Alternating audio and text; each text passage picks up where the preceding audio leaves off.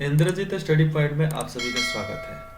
हम पढ़ रहे थे अंतिम दौर 2, चैप्टर नंबर 7, जिसमें हम लोगों ने पहले टॉपिक जो पढ़ रहे थे उसका टॉपिक का नाम है राष्ट्रीयता बनाम साम्राज्यवाद, मध्य वर्ग की बेबसी, गांधी का आगमन। जिसमें से हम लोग कुछ पढ़े हैं और कुछ हम लोग का बाकी है जो हम लोग इस पार्ट में पढ़ेंगे। तो चलो बिना समय गंवाए अपनी पढ़ाई शुरू करते हैं। तो हम लोगों ने यहाँ तक पढ़ चुके हैं पिछले पार्ट में, ठीक है, मजबूती से पकड़े रखा। अब इसके आगे हम लोग को पढ़ना है। डूबे हुए लोगों को उठाने की लगन के सामने और सभी बातों की तरह धर्म का भी उनके लिए गुण स्थान था। तो उनके अंदर इंसान जिस तरह होता है ना, उसी तरह उसका व्यवहार होता है, उसी तरह विचार होता है। तो गिरे हुए लोगों को, डूबे हुए लोगों को उठाने का लगन, मतलब कोई इंसान कुछ नहीं कर रहा है, हम उसको लायक बना रहे हैं। और धर्म का भी उनके पास अच्छा यूज करने के लिए मतलब उनके पास स्थान था कि हम उस हर चीज का इस्तेमाल अच्छे से अच्छे तरीके से समाज कल्याण के लिए कैसे कर सकते हैं। एक अधभूखे राष्ट्र का न कोई धर्म हो सकता है, और जो एक अधभूखे आधा भूखा जो राष्ट्र है उसका ना ही कोई धर्म होता है, ना कला, ना संगठन। जिसका कोई भी धर्म, कला, संगठन कुछ नहीं हो सकता। ठीक है। करोड़ों भूखे मरते लोगों के लिए जो कुछ भी उपयोगी हो सकता है वही मेरे लिए सुंदर है।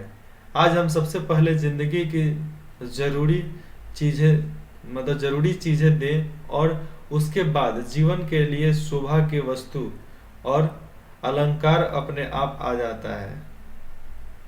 ठीक है, इतना बता दूं, ये भी बता देता हूं। उन्होंने कहा, मेरी आकांक्षा है कि हर आंख से हर आंसू को पोंछ लेना। तो करोड़ों लोग जब भूखे हैं वैसे उपयोगी हो सकता है। कैसे?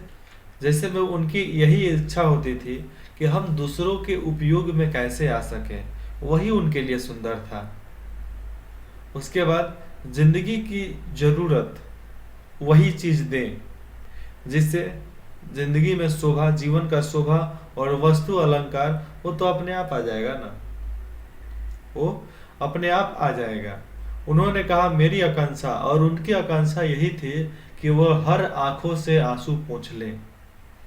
उनके वजह से कोई रोए नहीं, और रोते हुए जो भी हो वो उनके होते हुए वो रोएगा नहीं। ये उनका मानना था। किनका मानना था? उस समय से तो बता रहा हूं मानना था। किनका मानना था? गांधी जी और टैगोर का मानना था ये बात। रविंद्रनाथ टैगोर एंड महात्मा गांधी।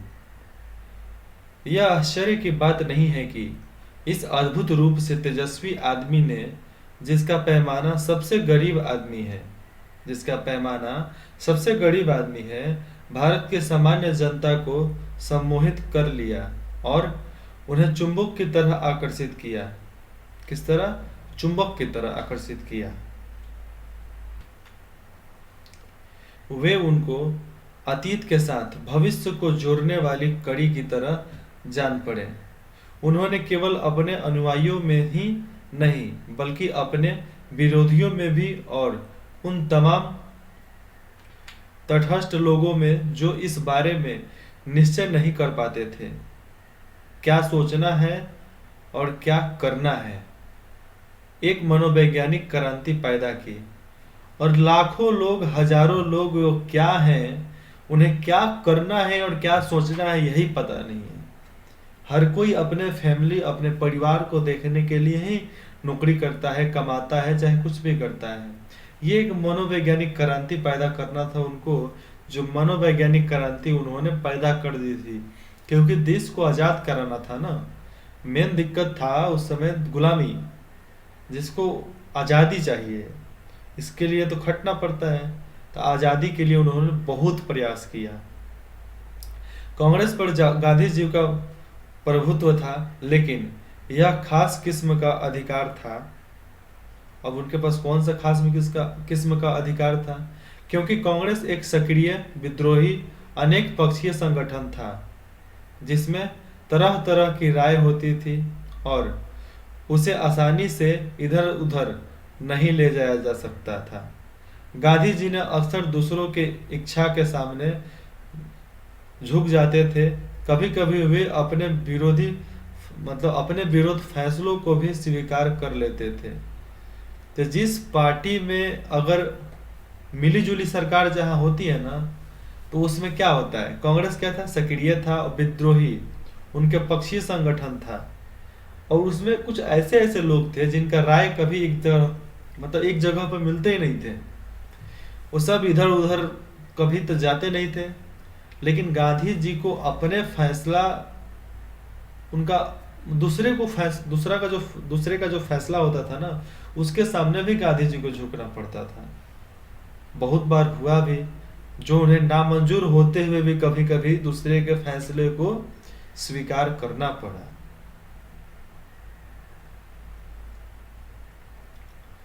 इस तरह सन 1920 में नेशनल कांग्रेस ने और काफी हद तक देश ने इस नए रास्ते को अपनाया और ब्रिटिश सरकार के खिलाफ बार बार संघर्ष किया। और बहुत सारे लोगों ने नेशनल कांग्रेस ने काफी हद तक देश को नए रास्ते को अपनाया, लेकिन विरोध भी इसका बहुत ज्यादा होते रहा। क्योंकि देखो, जो पक्ष में होंगे उसके विरोध में कोई विपक्ष में जरूर होगा। एक के बाद दूसरी सविनय अवज्ञा आंदोलन हुआ और एक के बाद सविनय अवज्ञा आंदोलन हुआ, मतलब अपने आदेश को ना मानने का। उसके कारण बहुत कष्ट उठाने पड़े, लेकिन इन मुसीबतों को चूंकि खुद आमंत्रित किया गया था, इसलिए उनसे शक्ति ही मिली। और वैसे वैसे आंदोलन को उस समय उठाया गया था जो उस मुसीबत को खुद ही आमंत्रित किया गया था, खुद ही आमंत्रण देकर बुलाया गया था, चल भाई हम तुमको ये करते हैं, अब तुम सक्रिय हो जाओ। तो बहुत बार होता है कि दंगा फैलाने के बाद ही अपना मिलता है कि हाँ चलो अब हमें कोई जान रहा है। हजारों को मार कर तुम्हें कोई जान रहा है, तुम अकेले कोई थोड़ी ना जान रहा है। जब सविनय अवज्ञा आंदोलन जारी नहीं था, तब भी भारत में ब्रिटिश सरकारी तंत्र से सहयोग जारी था। गरचे उसका आक्रामक चरित्र समाप्त हो गया था, और जो उनका आक्रामक समाज चरित्र जो था वो समाप्त हो गया। सबसे ज्यादा तो हुआ जब हमारे भगत सिंह हंसते हंसते फांसी पर चढ़ गए थे। अब उसके बाद हम लोग का अगला टॉपिक है अल्पसंख्यकों की समस्या, मुस्लिम लीग और मोहम्मद अली जिन्ना। अब ये हम लोग को इसमें पढ़ना है कि अल्पसंख्यकों की समस्या क्या थी, मुस्लिम लीग क्या है और मोहम्मद अली जिन्ना कौन है। इस तरह बताया जाता है कि मोहम्मद अली जिन्ना और पंडित जवाहरलाल नेहरू दोनों एक ही भाई थे, वो अनाथ आश्रम में थे, जिनको एक को ब्राह्मण फैमिली ने एडॉप्ट कर लिया, मतलब गोद ले लिया, और एक को मुस्लिम परिवार ने गोद ले लिया। जिसे सांप्रदायिक समस्या कहा जाता था, वह अल्पसंख्यकों के अधिकारों के साथ इस तरह तालमेल बैठाना चाहता था ताकि उन्हें बहुसंख्यकों के खिलाफ पर्याप्त संरक्षण मिले। और अल्पसंख्यक जो थे, मुसलमान ही आते हैं अल्पसंख्यक में, वो ऐसा चाहते थे कि हमें बहुसंख्यकों के खिलाफ जितना उनको संरक्षण मिलता था, चाहे जो भी मिलता था, वो हमें भी मिले, बराबरी का सम्मान मिले। उनका ये कहना था। किसका? मोहम्मद अली जिन्ना का। भारत के अल्पसंख्यक यूरोप की तरह जातीय या राष्ट्रीय अल्पसंख्यक नहीं, वे धार्मिक अल्पसंख्यक हैं। और जातीय अल्पसंख्यक तो कोई था ही नहीं, धार्मिक था। जातीय दृष्टि से भारत में एक विचित्र मिश्रण है। एक जातीय सवाल भारत में न कभी उठे हैं न कभी उठ सकते हैं। धर्म इन जातीय विभिन्नताओं के ऊपर है, और धर्म इन जातीय और विभिन्नताओं के ऊपर है, बाकी कहीं नहीं है। ठीक है, बाकी कहीं नहीं है, जो भी है जाति ही है। सब, हर लड़ाई का जड़ जाति, हर मुसीबत का जड़ जाति, हिंदुस्तान पाकिस्तान अलग होने का जड़ जाति, बाकी कुछ नहीं। आज सोचो कि पाकिस्तान और हिंदुस्तान एक रहता तो क्या होता, क्या से क्या हम लोग किए रहते हैं। जातियां या तो एक दूसरे के अंतर करना कठिन होता है, और जातीय में एक दूसरे का अंतर करना कठिन हो जाता है। जैसे में देखो यहाँ पर लिखा है, जातीय या तो एक दूसरे में मिल जाती है या उसमें अंतर करना कठिन होता है। ठीक है,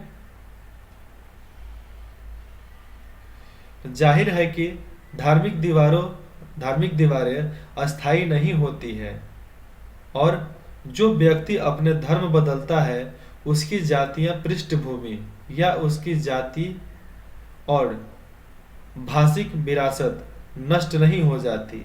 और कोई भी अगर अपने जाति को बदल रहा है, धर्म परिवर्तन कर रहा है, तो इसका मतलब नहीं कि जो उसको विरासत मिला है वो नहीं मिलेगा, वो मिलेगा। परंतु राजनीतिक मामलों में धर्म का स्थान सांप्रदायिकता ने ले लिया। यह एक संकीर्ण समुदाय, इसके बारे में नीचे पढ़ते हैं, इतना पढ़। जब राजनीतिक मामलों में धर्म को क्या सांप्रदायिक बना दिया गया, इसीलिए धर्म को ही लेकर लोग इलेक्शन जीतते हैं, और धर्म को ही लेकर सब जातीय तांडव जो होता है, मार पीट, खून खराबा, दंगा, आतंकवादी संगठन, ये सब जातियों के कारण ही हो रहा है, दूसरे कारण थोड़े हो रहा है। अब ये देखो यहाँ पर है जिन्ना, ये कोट पॉइंट में जो है वो जिन्ना है, मोहम्मद अली जिन्ना, जो पाकिस्तान का मांग किए, पाकिस्तान बना दिए। और ये हमारे बापू जो धोती और लाठी लेकर खड़े हैं। यह एक संकीर्ण समुदाय होता है जो मानसिक रूप से अपना अधिकार किसी धार्मिक वर्ग को बनाता है, किंतु वास्तव में उसकी दिलचस्पी राजनीतिक शक्ति और अपने समुदाय को बढ़ावा देने में होती है। और जितने भी बोलते हैं ना कि हमें अपना धर्म पसंद है, हमें अपना धर्म के बारे में लड़ रहे हैं, जी नहीं, वो धर्म के बारे में नहीं लड़ते हैं, वो राजनीति, वो पॉलिटिक्स, राजनीति में उतरना चाहते हैं, राजनीतिक करना चाहते हैं, जिससे समुदाय पर अपना छाप हो और उस जाति का जितना भी शक्ति है उसको हम बढ़ाएं, उस जाति को फैलाएं। इसलिए लोग जातीय को लड़ाकर इलेक्शन जीतता है। कांग्रेस सांप्रदायिक हल निकालने के लिए उत्सुक और चिंतित थी, ताकि प्रगति के मार्ग की रुकावट को दूर किया जा सके। अब हर चीज रुक गया था, अब हमें ऐसे मार्ग को अपनाना था जिससे हम लोग की प्रगति हो सके।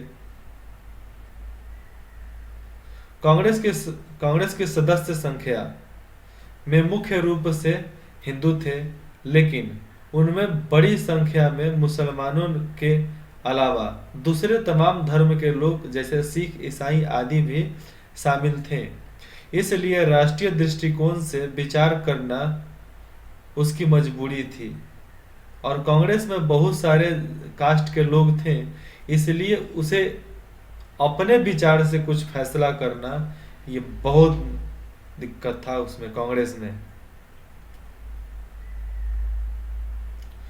उसके लिए सबसे बड़ी समस्या थी राष्ट्रीय स्वाधीनता और एक स्वतंत्र लोकतांत्रिक राज्य की स्थापना।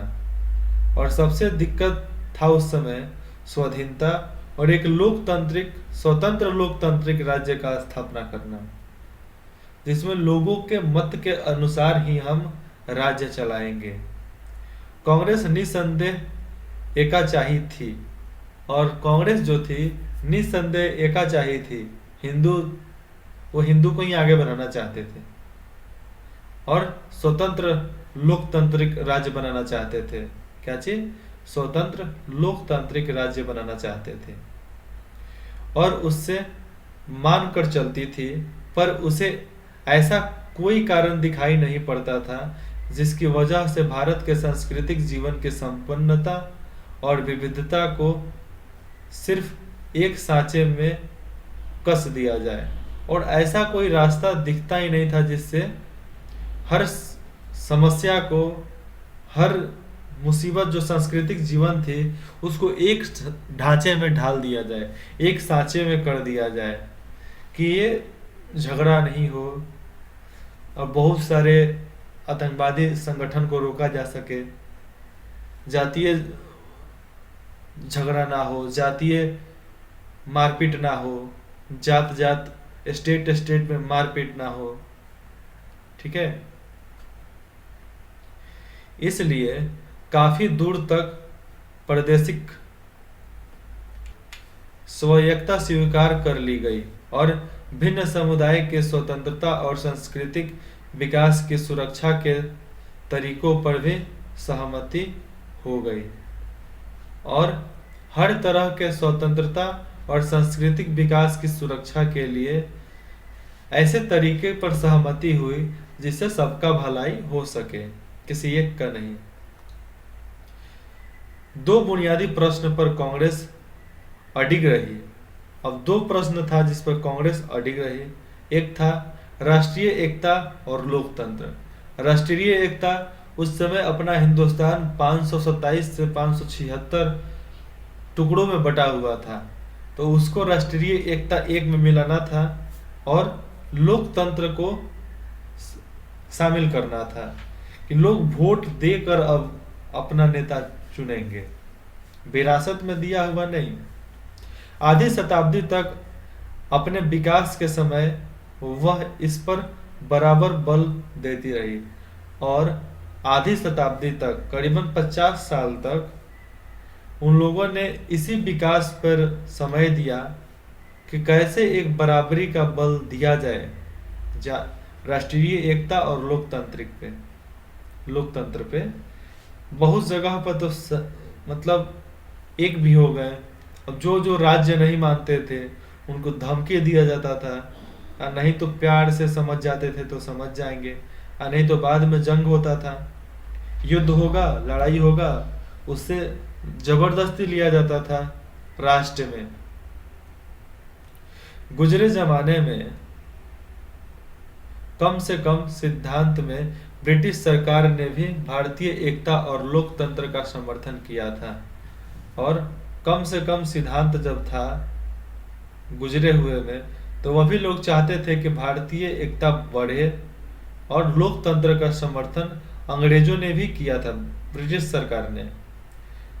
लेकिन उसकी नीतियां हमें सीधे उस दिशा में ले गई जहां इन दोनों की ही अस्वीकार था, और ऐसे दिशा में ये ले जाते थे जहां हमें जाना अस्वीकार था। हम लोग उसको आगे बढ़ाना ही नहीं चाहते थे। हम लोगों को पूर्ण स्वराज चाहिए, वह भी आजाद, जिसके लिए हर घर में किया गया, हर मुसीबत को लिया गया, लाखों लोग मरे, लेकिन अपनी आजादी को पाकर मरे, अपनी आजादी के लिए मरे। अगस्त 1940 ईस्वी में कांग्रेस ने मजबूत होकर घोषणा की कि भारत में ब्रिटिश सरकार की नीति जनजीवन में संघर्ष और फूट को प्रत्यक्ष रूप से उकसाती और भड़काती है। और 1940 में ये मजबूत होकर इन्होंने ब्रिटिश सरकार के तरफ उनकी नीति जीवन संघर्ष में फूट को प्रत्यक्ष रूप से उकसाती और भड़काती है। और जितने भी इनके ब्रिटिश सरकार की छोटी छोटी नीति जो थी उसको उल्लंघन करेंगे और उसको उकसाएंगे और भड़काएंगे, अपने मंच से तो अपने कर्मों से। ब्रिटिश सरकार के जिम्मेदार लोग खुल्लम खुल्ला हमसे यह कहने लगे कि शायद किसी नई व्यवस्था के पक्ष में भारत की एकता की बल चढ़नी चढ़ानी पड़ी। और ब्रिटिश सरकार के जिम्मेदार लोग जो थे, जिम्मेवार, वो खुल्लम खुल्ला बोलते थे कि अब नया नीति लगाना पड़ेगा, नहीं तो ये हिंदुस्तानी नहीं मानने वाले। यह भी कि भारत के लिए लोकतंत्र ठीक नहीं है, वो सब लोग बोलते थे कि भारत के लिए लोकतंत्र ठीक नहीं है। हम सांप्रदायिक समस्या का कोई ऐसा हल न ढूंढ सके जो सब पार्टियों को मंजूर हो, और हम लोग ऐसा हल ढूंढ ही नहीं सकते थे, उस समय ढूंढ ही नहीं पाए जो हर किसी को, हर पार्टी को मंजूर हो, क्योंकि एक पार्टी कुछ बोलेगी तो दूसरा पार्टी कुछ बोलता था। गांधी जी बोलते थे डोमेटियम, क्या बोलते थे, आधी स्वराज, डोमेस्टिक इंडिपेंडेंस, और भगत सिंह ने क्या कहा, पूर्ण स्वराज, हमें पूरा हिंदुस्तान चाहिए, स्वतंत्र भारत, पूर्ण स्वराज। तो उन दोनों का विचार अलग था, लेकिन बाद में गांधी जी के बराबर का सामना हुआ भगत सिंह का। जब जेल से अपने भाषण को देते थे तो एकदम बराबरी का टक्कर में आ जाते थे। तो जब बराबरी का टक्कर आया तो उनको फांसी पर लटका दिया गया।